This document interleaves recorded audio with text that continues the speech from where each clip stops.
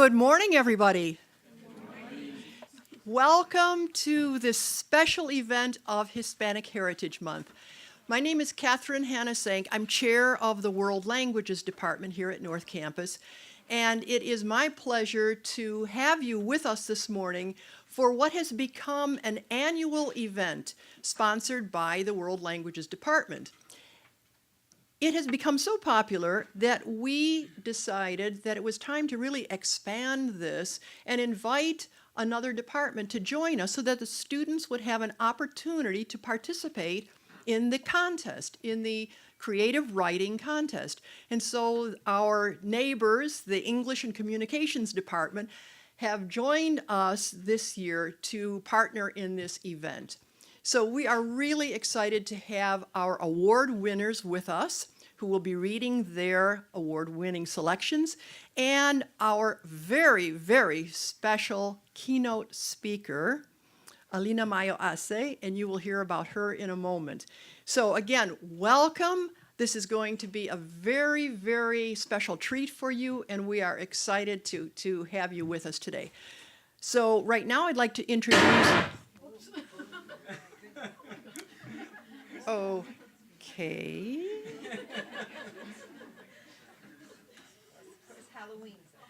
Well, actually, it's interesting because I just finished making a presentation to our cabinet for Black History Month, and the theme for this coming Black History Month is African Americans in times of war.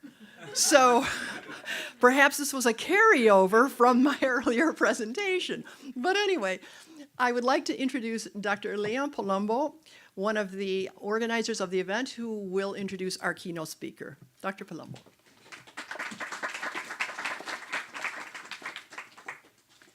Thank you, Catherine. So today good morning once again. I want to welcome you to this Creative Writing Contest Awards event. And I will also like to introduce my colleagues, Professor Orro and Professor Mise, who also are part of the event and will also be coming to the podium at a later time. We ask the students to please remain seated until the presentation is over. I would like to introduce our distinguished guest speaker today, Alina Mayo Ace. Alina Mayo Ace is a bilingual journalist working as a Spanish language news anchor for Univision 23 or Canal 23 in Miami. Alina has been a revered staple of Miami broadcast journalism for nearly 30 years. Currently, she anchors the nightly local news for Univision WLTV, Noticias 23, a position she has held since 1991. Previously, she served as a news anchor for Telemundo WSCV, Channel 51. And prior to that, Ms. Mayo Ace proved her doggedness as an on-air news reporter for 7 years during an earlier stint working for Univision WLTV Noticias 23. Alina's tenacity as a journalist is evidenced by her numerous accolades and most memorable television reports. She has been honored with 3 Emmy Awards, 4 Akron Awards, and 2 ACA Awards. Her most featured television reports include Faraway Mothers, focusing on Latin American women who leave their families to seek employment in the U.S., and Guantanamo, featuring exclusive interviews with Cuban citizens captured while fleeing Cuba on homemade rafts and detained at Guantanamo Air Force Base. Her reports also have put her in the forefront of world events, such as the funeral of Princess Diana of Wales in London, England, and the commemoration of the first anniversary of September 11 terrorist attacks on the World Trade Center. Over the years, Alina, who is a graduate of the University of Miami, has demonstrated a genuine commitment to local community groups and professional associations. A former member of the board of directors of Aspida of Florida, she currently volunteers for Amigos for Kids and serves as an active member of numerous organizations, including the National Academy of Television Arts and Sciences, Miami Chapter, the Cuban Women's Club, and the Miami Cuban Lions Club. In 2005, the United Nations Foundation selected her as one of 15 journalists nationwide to attend the Forum for Electronic Journalists in New York City. In addition, she has also been a participant of the Hispanic Leadership Training Conference sponsored by the Cuban American Council. Please join me in welcoming Alina Mayoase.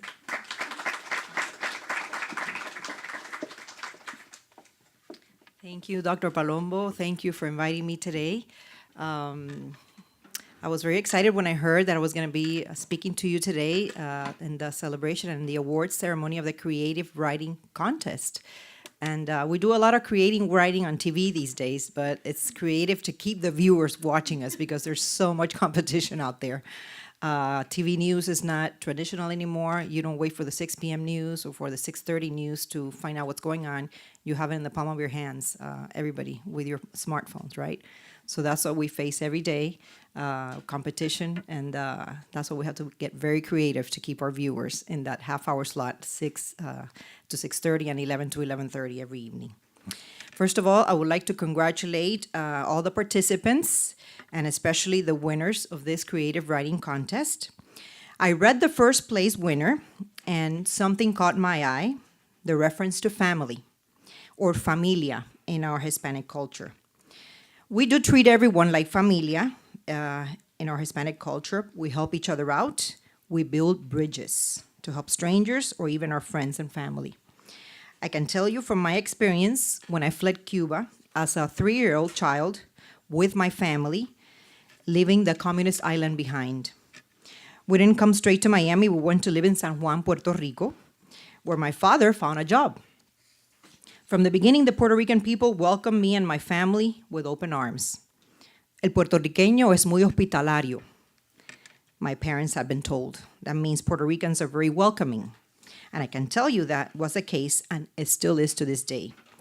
It's ironic to see in Puerto Rico today so many bridges that have disappeared in the island because of Hurricane Maria, in a country where its people are known for building bridges of love, of compassion, of understanding, and of help for those in need, especially recent arrivals to that beautiful island like my family was.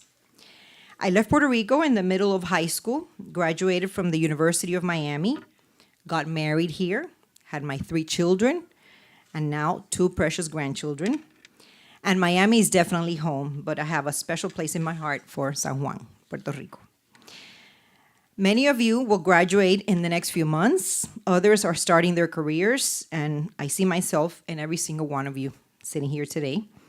My university career went by very fast. I was supposed to be the class of 1982, University of Miami, but graduated in 1981 because I took 18 credits every semester, took the CLEP exam for Spanish, and was able to start with a lot of credits under my belt. And I also went to school in the summer. I was in a hurry. I was in a hurry to graduate. Once I graduated and joined the workforce, a month after I graduated, I was very lucky, working as a street reporter in Channel 23. And I'm still there. I'm still excited about my job, I can tell you, from the first day of my job to today. That's why I love what I do. And my advice to you today is that whatever you do in life and you choose to do in life, choose it with a passion. That's the only way to go. There hasn't been too many days that I go to work when I haven't felt that passion. And you may think, of course, she has a great job, very glamorous. She gets to be on TV, they do her hair, her makeup, she gets nice clothes, meets famous people. Well, all that is true, but it isn't the whole truth. My job is also about paying our dues, and I've had to pay many of those dues to get to where I am today. Like, for example, working on Christmas Day when your whole family is at home opening presents, or having to leave on a trip when you've discovered the night before that your daughter has a throat infection and a fever of 103, or having to cancel a vacation because an important story broke and you have to cover it. or knowing that a hurricane is coming straight for Miami and having to leave your family at home and head to the station to spend as many days as it is necessary to cover the story and keep the community informed. This just happened during Irma. We all camped out at Univision for days. All of this and much more I've had to do in my 7 years as a reporter and more than 27 years as an anchor to get to where I am now. And you know what? I will never regret it. I have learned that success comes only with sacrifice. That is a success that you really enjoy and treasure. In my career, I have had many highlights. I've interviewed one-on-one 2 presidents, famous movie stars, Richard Gere, Bob Hope, our own Gloria Estefan, Ricky Martin. Lech Walesa, he was a leader of the Solidarity movement that helped bring down communism in Eastern Europe. Also famous convicted criminals, child abusers, rapists, murderers, death row inmates, the homeless in our street.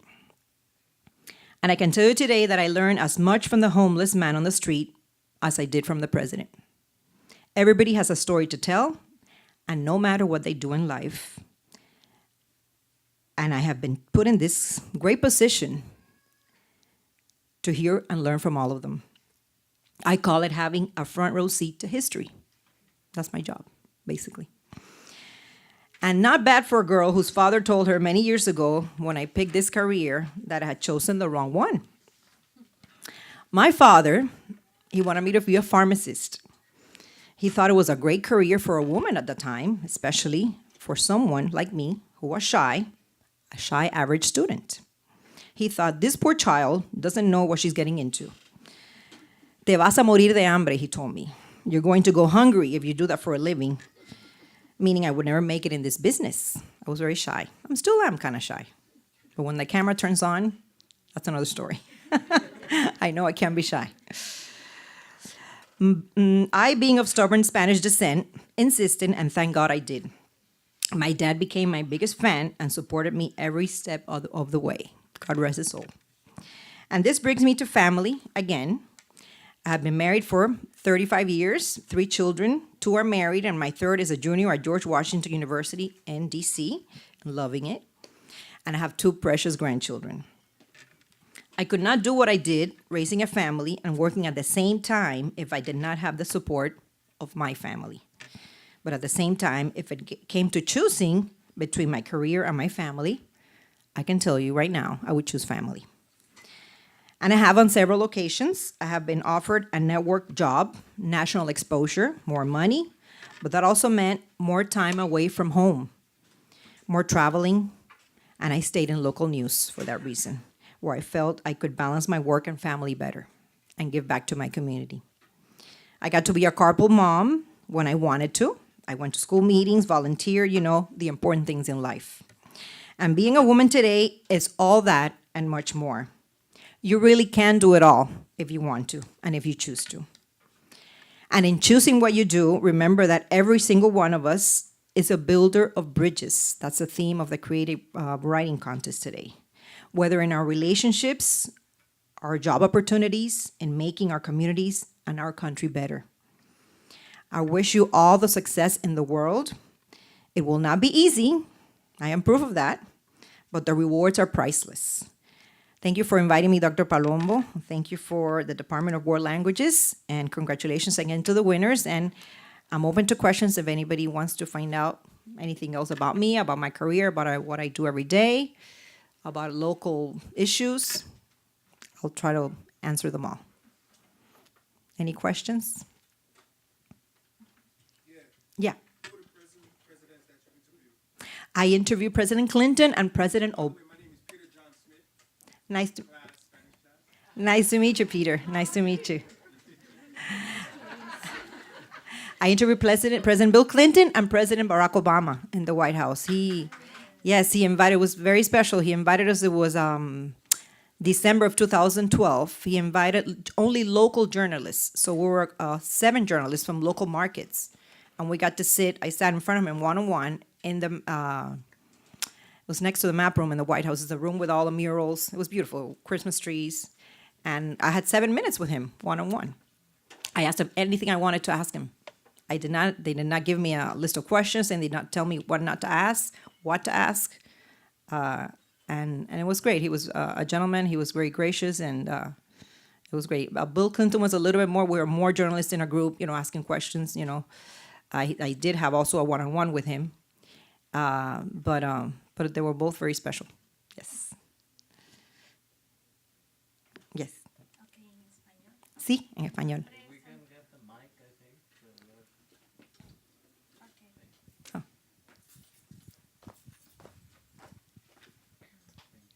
Buenos días, mi nombre es Antonia Gómez, estoy en la clase del doctor Palombo y mi pregunta es, ¿cuál ha sido la cobertura más impactante que ha tenido durante su carrera como periodista dentro de la noticia, que le haya afectado tanto en su carrera profesional como en lo personal?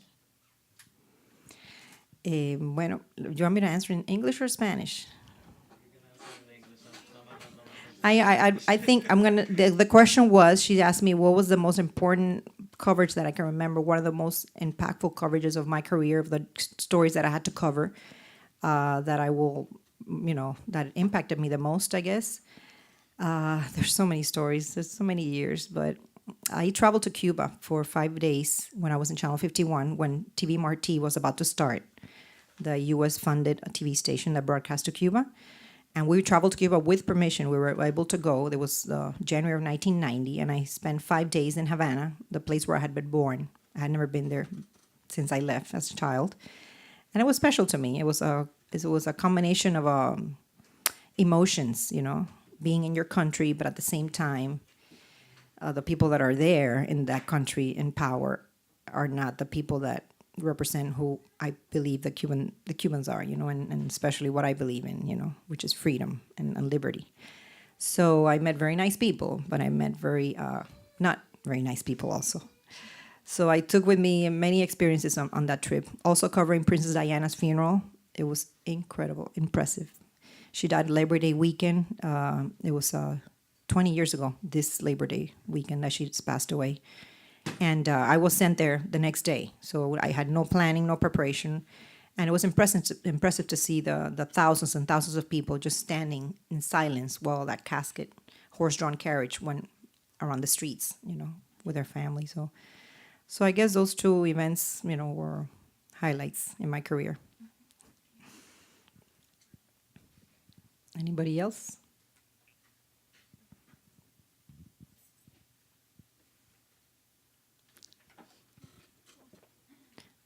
Go ahead. You want to take the microphone?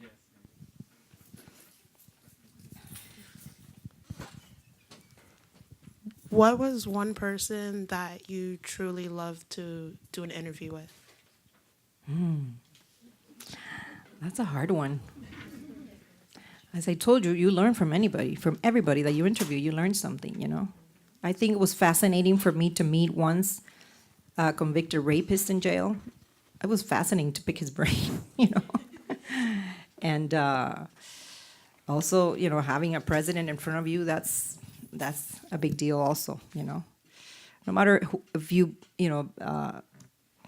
let's say I interviewed today President Trump, I interviewed President Obama, it doesn't matter what you believe in, what your political affiliation is. I think it's the office of the presidency, that it carries a lot of weight, so. But as I said in my speech, you learn something from every person you interview as a reporter and as a journalist, So everybody has a story to tell and a lesson to teach you. And that's what I have always taken with me.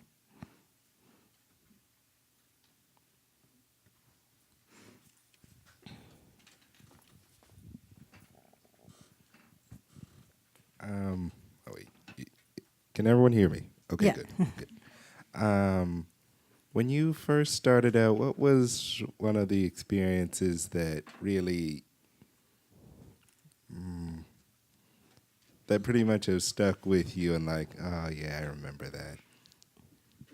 Well, when I started, it was Miami, 1980s Miami. That was the era of the Cocaine Cowboys, of the Mariel boat lift, of the riots, Liberty City, Overtown, It was a very hard decade for Miami, you know, and we would cover all these stories, and we were next to danger in many places, you know. So being a reporter in Miami in the 80s really, really primed you for the rest of your career, you know, in journalism. And thank God, I made it, and and I was able to help others behind me that came and complain about Miami. Oh, you ain't seen nothing. I would tell them, you know. So yeah, going to the different neighborhoods. My job affords me that, allows me to do that. You know, I might live in South Miami, but when I work for the whole community. So I would have to go to, you know, Little Haiti, you know, Liberty City, Little Havana, La Pata, Coral Gables, you know. So us reporters see it all when we're out there. That's one of the best parts of my job. Anybody else? Two over there. What sparked your interest to want to like study journalism, and do you feel like it's been a very rewarding career for you, and do you recommend it to us future journalists? What sparked my interest was actually a career day in high school here in Miami. Somebody came to talk about different careers, typical career day, and somebody, I don't even know who it was, gave a speech about TV news. And I was sitting next to a friend of mine, and we both looked at each other and we said, wow, that sounds interesting. And that's what sparked my interest. And I went to University of Miami before even they had the School of Communications. Now they have a great School of Communications there. I graduated from the College of Arts and Sciences, and they still had a good communications program. So that's what it was. That's what sparked my career. I get that question a lot. Do you recommend this career? Of course I do, because I've done very well at it, you know. But it's also very competitive, especially nowadays, for men or women to be in news, you know, because of what I mentioned before, the competition, all the outlets there providing news, whether it's fake news or real news. But everybody now is a news reporter. Everybody has a camera, video. You know, we get so many videos from viewers that are at the moment of an accident, you know, at the scene of the accident, or a scene that our photographer's not there yet, you know. So it's hard to compete with that. But at the same time, I have a degree in journalism. There's, you know, things that they teach you at the university, at the college level, that are very important, you know. And I've worked for many journalists who didn't have a university degree, and I've had to help them out, you know, because of what they teach you in school about what journalism is about, you know. No matter what they tell you today or what you see, you know, there's a lot of spinning on TV and commentators and TV commentators that aren't real, true journalists, or they do not portray themselves as journalists on TV. And but I didn't go to school learning that aspect of journalism, you know. I learned to be objective, accurate, and fair, you know. So that's why I've always based my career on that, and I'm still at it. How'd you overcome your shyness? Good question. Good question. I don't know. When the camera turns on, I knew I had no choice. I mean, I couldn't make a fool out of myself, you know, especially on live TV. Tape, you know, when you tape something, you can do it again. But there's nothing like live TV. You know, I love live TV because you get what you see, the viewers, you know, and sometimes they see our mistakes, our bloopers, because it's live. Our newscast can never be taped, because if you tape a newscast, what if something happens while you're taping it half an hour later? Then it's not in the newscast, you know. So newscasts always have to be live. But sometimes we tape specials and everything, and it takes forever. So I overcame my shyness. I don't know. I just knew I had no choice but to perform, I guess. My husband is very outgoing. He's an architect. He's not shy at all with, you know, people, and he's very outgoing. Once he was invited to go to our morning show at Despierta America, because they did a segment on construction, remodeling, whatever, and he was asked to speak. He froze. He froze. Well, what happened to you? He gave yes and no answers. The worst thing you can do to a reporter is say yes, no. Because then the reporter has to keep asking questions, you know? So my husband froze, and the poor reporter asking him the question. And I asked him, what happened? He goes, I don't know. I don't know how you do it. I don't know how you do it. When you turn on that camera, I just froze. And I go, oh, my goodness. And he's very outgoing socially, you know, so goes to show you. Yes. Is it difficult to maintain your objectivity as a journalist? For me, it isn't. I have my views, I have my beliefs, you know, but I know the viewer deserves better, you know. The viewers watching me, they don't want to hear what I think about a specific topic or a specific politician or, you know. They're there to find out the news, you know. So in respect to our viewers, I maintain my objectivity, you know.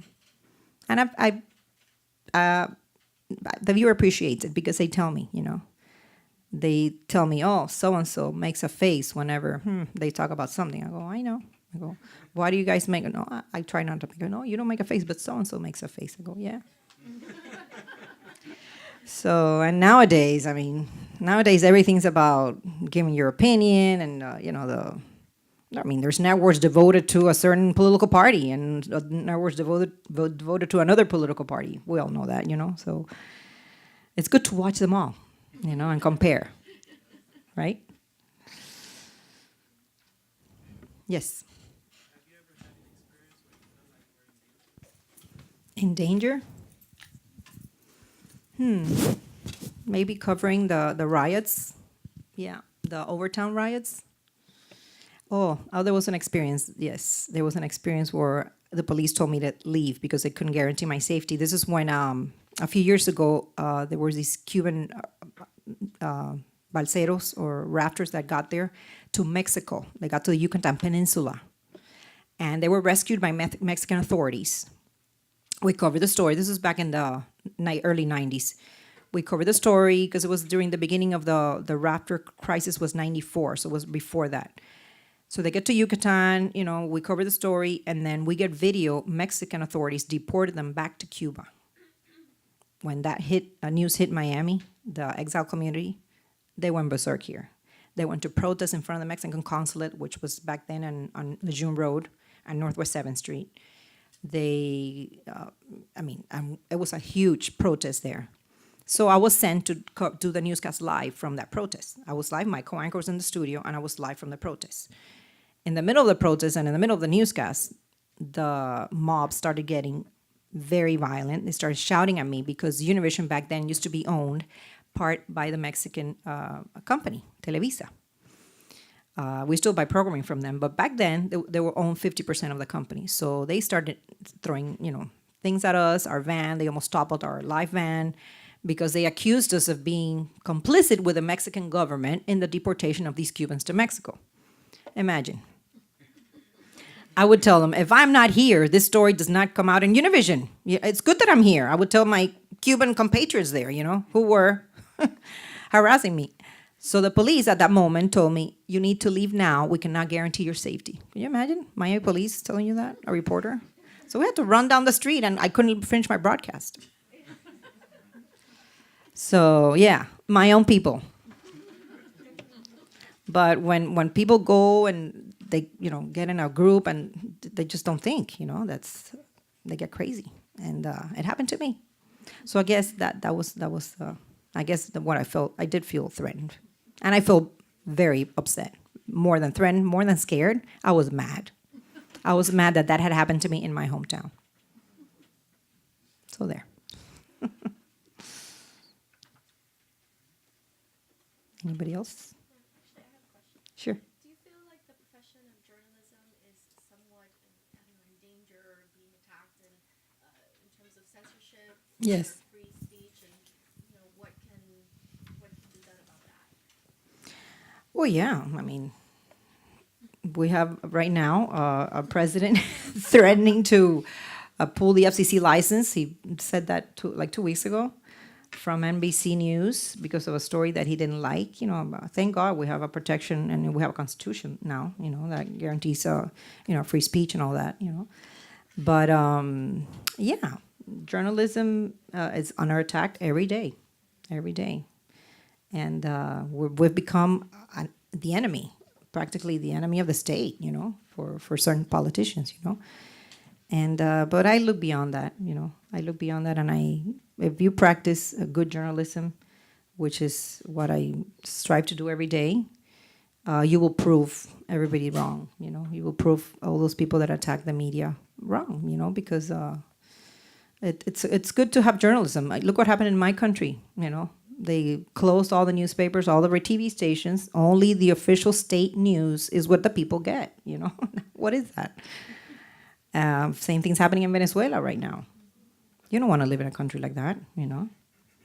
So that's how we have to protect our freedoms, and I'm a firm believer of that. Yes. Buenos dias. My name is Takira Nichols. Mm-hmm. Bear with me. I'm in learning Spanish 1 right now. I just want to say, solo quiero decir muchas gracias por venir. Eres la inspiración para alguien como yo que quiere una carrera exitosa. I'm sorry. Entendí todo. Lo entendí todo. Una carrera exitosa, sí. Ajá. In English, I just want to say thank you so much for coming. You're inspiration for someone like me that want to have a successful career. Thank you so much. I appreciate your words. And you know what? Practice. Don't be embarrassed. Keep practicing. In Miami, you practice every day with your friends here at Miami-Dade College, with your other students that speak Spanish. Spanish, practice, practice, practice. Watch Spanish TV. Watch our soap operas. You might not like them or whatever. But watch Spanish TV. Try to read in Spanish, you know, to practice, practice, practice. You have a golden opportunity living in South Florida to do that. So take advantage, okay? Is that it? Thank you. Thank you so much.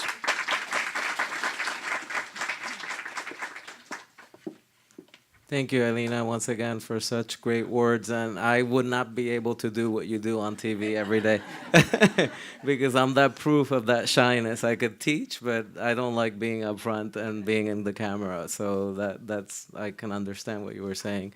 Thank you once again. I also want to welcome some of our North Campus cabinet members also to the audience. Director Vasquez, CIO Parondo, and Dean Perez also, and I think Dean Peña was around, right? But she had to, okay. At this moment, I am going to be turning the mic to Professor Orro and to Professor Mise, who are going to call the winning students to read their entries. Thank you.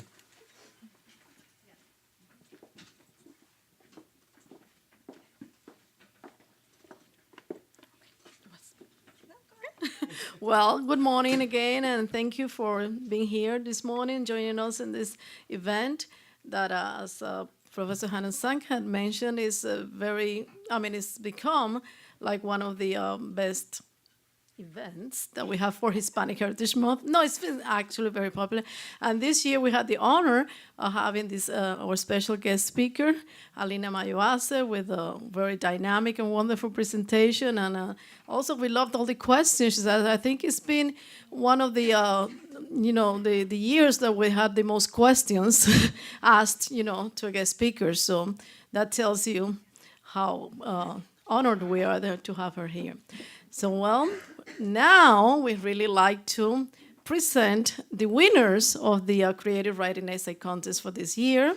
And we're going to start with the third place winner, who is a student from Professor Palombo's Reading 3 class. Her name is Antonia Gomez, and I would like to ask Antonia to please step here to read her poem.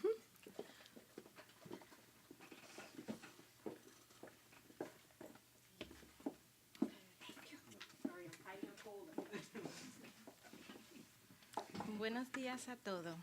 Mi nombre es Antonia Gómez, soy estudiante de la clase de Reading Number 3 del profesor Palombo. La universidad es una vía para hacer el futuro de una persona, familia o un país. se construye a un corto tiempo o un largo plazo de acuerdo a nuestras necesidades. Es la esperanza hecha realidad de cada individuo o cada nación. Con cada esfuerzo que hacemos como integrante de esta universidad para dar continuidad al crecimiento personal, hacernos partícipe del entorno que nos rodea, en donde cumplimos un cometido para avanzar hacia el futuro que nos espera. Haciendo que cada día sea especial, logrando que nuestros entusiasmos contagien a cualquier persona que esté a nuestro alrededor.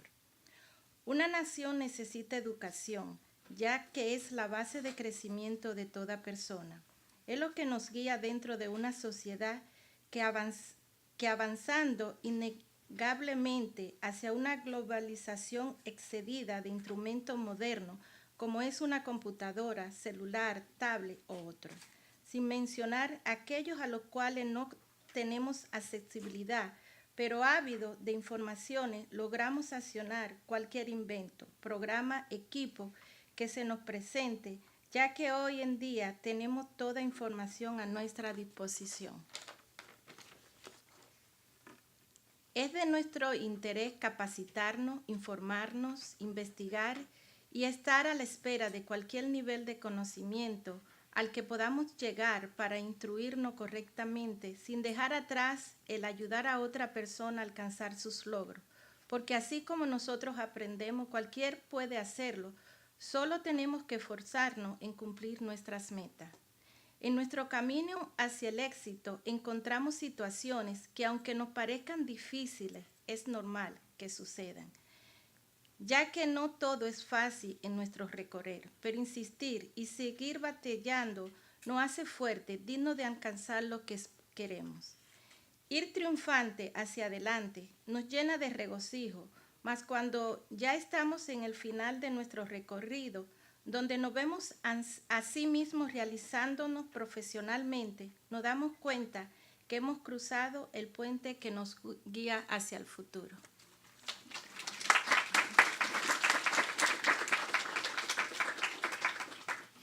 Muchas gracias, Andrea. Gran presentación. And then now I'm going to introduce the second place winner. She is also a student from Professor Palombo's, this time reading 2 class, and her name is Yadnara Castillo. Por favor, Yadnara. My name is Yadnara Castillo. Estoy en Level 2 con el Dr. Palombo. El hombre es un ser social que necesita a otro hombre, que no puede vivir solo, que necesita un amigo. Aunque esté en el fin del mundo, debe buscar otro hombre. Por eso inventó los puentes, para unir el infinito. Nadie vive sin los puentes, sin conectar el camino, sin conectarse entre todos para forjar el futuro. Desde América hasta Asia, desde Europa hasta África, hay que construir un puente para unirnos como hermanos. Si uniéramos este mundo, el futuro sería nuestro, porque todos viviríamos construyendo un solo pueblo. Construyamos ese puente, construyamos el futuro. Hagámonos uno solo, hagámonos más unidos. Podemos todos unirnos como hermanos, como amigos, y así todos, siempre juntos, construir ese futuro. Un futuro sin violencias, sin guerras, sin enemigos, sin personas poderosas, sin pobres y sin conflictos. Unamos todas las manos y las palas y los picos. Llamemos a los ingenieros, los arquitectos divinos. Hagamos un solo puente, eliminemos los mitos. Construyamos poco a poco ese futuro infinito.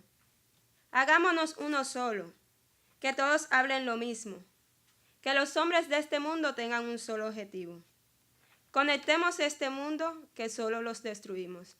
Tú me ayudas, yo te ayudo, y juntos lo revivimos.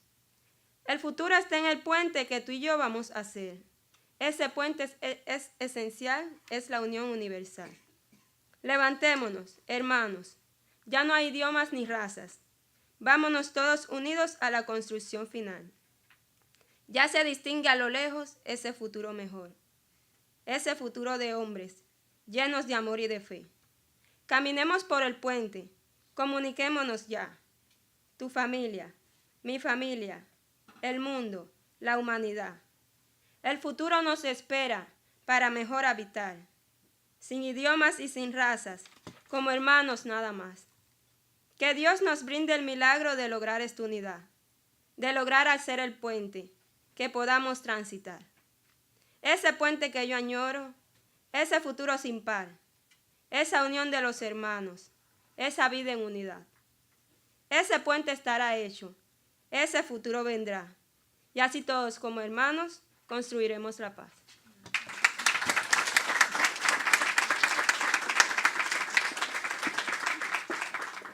Hello, everyone. It is my honor to present the first prize to Andrea Olarte from Professor Christina Fulton's creative writing class from the English department. Good morning, everybody. My poem is called Building Bridges. Corner stores flow with the smell of pastelitos. Every background is unique, but we all come together as Latinos. Our soccer is football, but our football is Americano. But the difference brings us closer like real Hispanos. Why are we called Hispanic? Why are we the panic of his? Aren't we all human? Hispanic culture is all about love and building relationships with others around us. And our openness extends from our homes. We treat everyone like familia. Mi casa is your home. Thank you.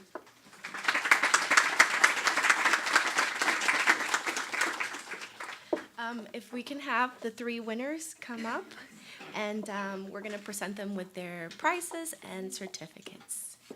And I think Michael is out there. Michael?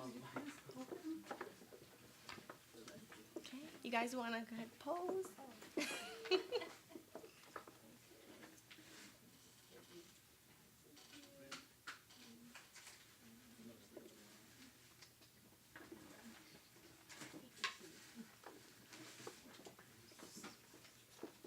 Ready? Okay. Yes. So this is for Andrea. Thank you so much. There you go. Yes.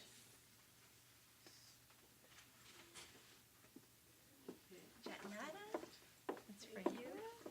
Actually, I'm going to borrow this. It's for you. Okay, Antonia. Here. One is for Yadnara. Janara. And for. Thank you so much. You're welcome. Can we have a round of applause for our winners?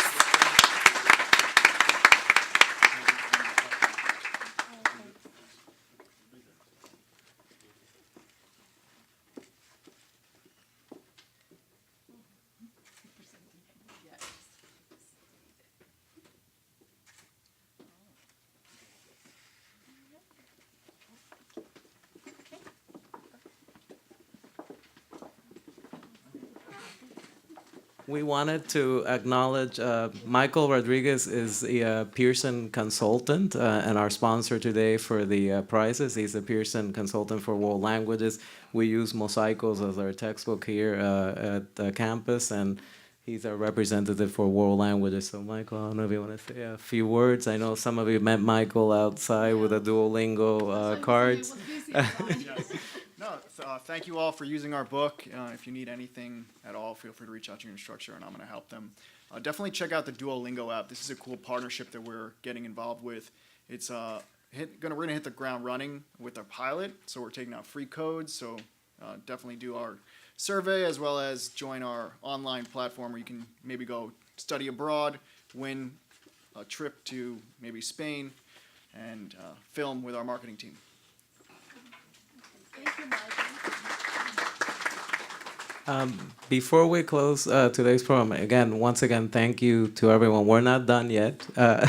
I'm just giving thanks definitely to Alina for joining us today as a keynote speaker for today's event.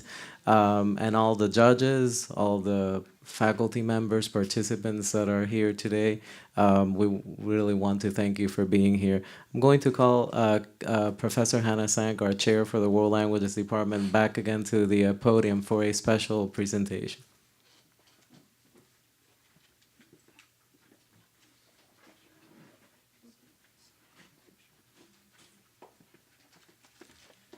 Let me add my thank you to everyone for being here, and especially to our guest, our keynote speaker, Alina Mayawase, and our 3 award winners.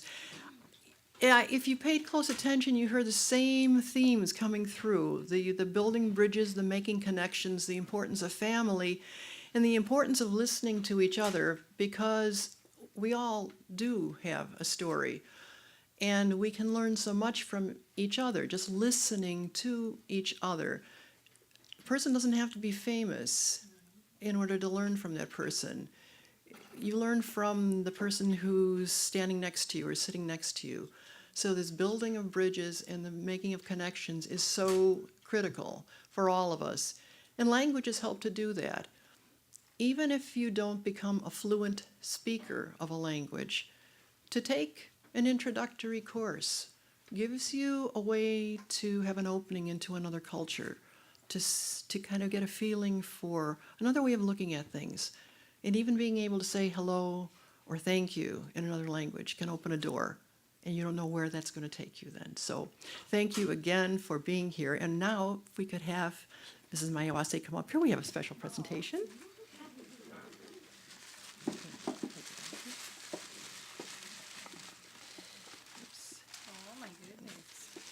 We would like to present this plaque to you, and it reads, Miami-Dade College North Campus, Hispanic Heritage Month, Building Bridges, A Pathway to the Future, presented to Alina Mayawase, news anchor, Univision 23, in appreciation of your outstanding leadership in journalism and service to the South Florida community. Department of World Languages and English and Communications, October 25th, 2017. Thank you so much.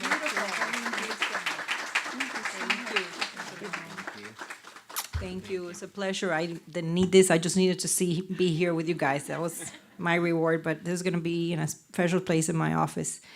Thank you so very much. And I wanted to take...